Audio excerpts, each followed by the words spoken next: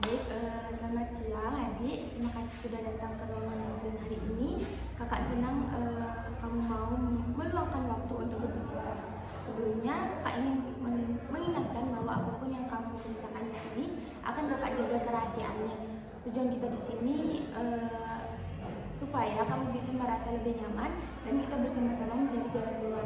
Nah, adik, kamu boleh cerita ke kakak apa yang selama ini kamu rasakan terkait kesulitan belajar yang kamu alami. Baik Kak, selamat pagi sebelumnya. Terima kasih sudah mau mendengarkan. Sebenarnya sudah lama saya merasa kesulitan dalam belajar, terutama saat pelajaran matematika dan IPA. Saat guru menjelaskan di kelas, teman-teman saya seperti cepat mengerti, tapi saya malah bingung. Kadang saya sudah berusaha dengar baik-baik, tetapi tetap sulit paham. Waktu pulang ke rumah, saya coba buka lagi catatan atau buku, tetapi materinya terasa makin rumit. Akhirnya, saya jadi takut ditanya guru atau diminta maju ke depan, karena saya merasa tidak bisa. Nah, terima kasih adik, kamu sudah mau jujur dan terbuka. Kakak bisa merasakan betapa kamu sudah berusaha, tetapi tetap masih merasa kesulitan. Dan itu pasti membuat kamu merasa tertekan. Kalau boleh kakak tahu, bagaimana perasaanmu setiap kali kamu merasa tidak mengerti pembelajaran, terutama saat di kelas? Jujur, rasanya malu. Kadang saya lihat teman-teman gampang jawab pertanyaan guru, sementara saya cuma diam. Saya takut kalau teman-teman berpikir saya bodoh atau malas. Padahal sebenarnya saya mau belajar. Cuman memang kadang kalau sudah tidak paham, saya jadi bingung harus mulai dari mana.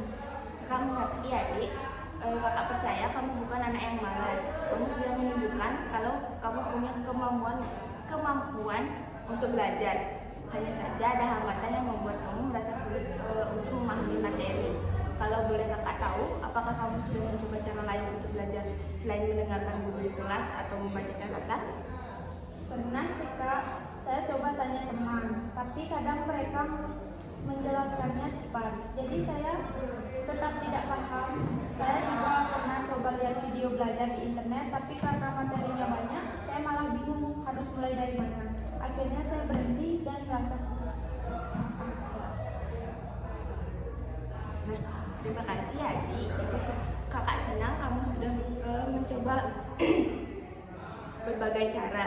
Kadang memang kita butuh menemukan cara belajar yang benar-benar sesuai dengan kita. Misalnya ada anak yang lebih mudah belajar dengan melihat gambar, ada yang suka mendengar penjelasan pelan-pelan, atau ada yang lebih paham kalau langsung praktik. Nah, sekarang menurut kamu selama ini kamu merasa lebih nyaman belajar dengan cara yang seperti apa? Saya rasa kalau dijelaskan pelan-pelan sambil ada contohnya, saya jadi lebih paham. Waktu guru les di rumah, dulu sempat ngajarin seperti itu dan saya bisa ngerti. Tapi sekarang saya nggak les lagi, jadi bingung mau belajar dari siapa. Nah, itu masukan yang sangat baik. Artinya kamu sudah mulai mengenali cara belajar yang cocok untukmu. Nah, kakak senang mendengarnya. Sekarang kalau kita bersama-sama menyusun rencana supaya kamu bisa belajar dengan lebih terarah, misalnya kamu bisa membuat daftar materi yang menurut kamu sulit, lalu kita cari cara supaya materi itu dipelajari pelan-pelan dengan contoh. Kakak juga bisa bantu kamu diskusi dengan gurumu agar beliau tahu kamu butuh penjelasan lebih perlahan. Bagaimana menurutmu? Wah, kalau seperti itu saya mau coba. Soalnya selama ini saya belajar sendiri dan bingung mau mulai dari mana. Kalau ada yang bantu arahkan, mungkin saya jadi lebih semangat. Bagus sekali adik, kakak senang kamu mau mencoba. Ingat ya, tidak ada yang salah dengan merasa kesulitan. Yang terpenting kamu mau berusaha. Nanti kakak akan bantu susun langkah-langkahnya. Dan kita bisa bertemu lagi minggu depan untuk melihat bagaimana perkembangannya. Kakak juga akan bantu komunikasikan dengan guru kelas supaya kamu bisa mendapat perhatian lebih di bagian-bagian yang sulit kamu pahami. Kamu hebat karena sudah mau mengambil langkah pertama ini. Terima kasih Kak, saya jadi merasa lega sudah cerita. Saya akan coba jalani saran dari Kakak. sama-sama. Jadi di sini kakak juga punya cerita yang bisa kamu baca. Nah, silakan dibaca dulu. Nanti kakak akan bertanya pesan yang ada dalam cerita tersebut dan juga kesimpulan yang bisa kamu berikan.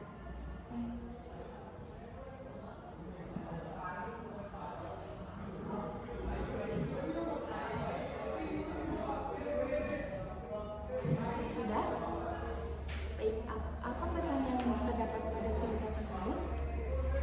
Pesan moral yang harus dapat dari cerita tersebut, kesuksesan tidak selalu datang dari langkah besar yang spektakuler, tetapi dari kebiasaan kecil yang dilakukan secara konsisten.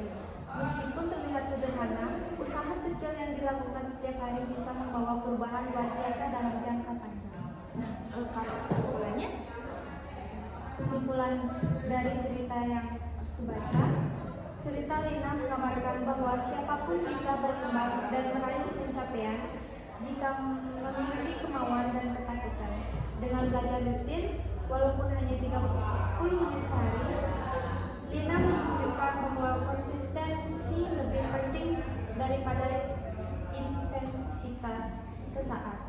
Pada akhirnya, keberhasilan sejati bukan soal menjadi yang terbaik, tapi soal menjadi lebih baik dari diri sendiri. Nah, bagus ya. Kamu sudah bisa menyampaikan pesan moral dan juga kesimpulan dari cerita yang kakak berikan.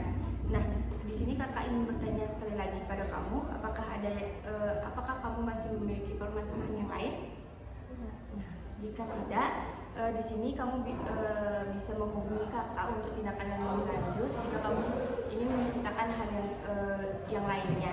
Nah, nanti kakak akan memberikan kontaknya pada kamu. Kakak ucapkan terima kasih. Mohon maaf bila kakak ada kesalahan kata.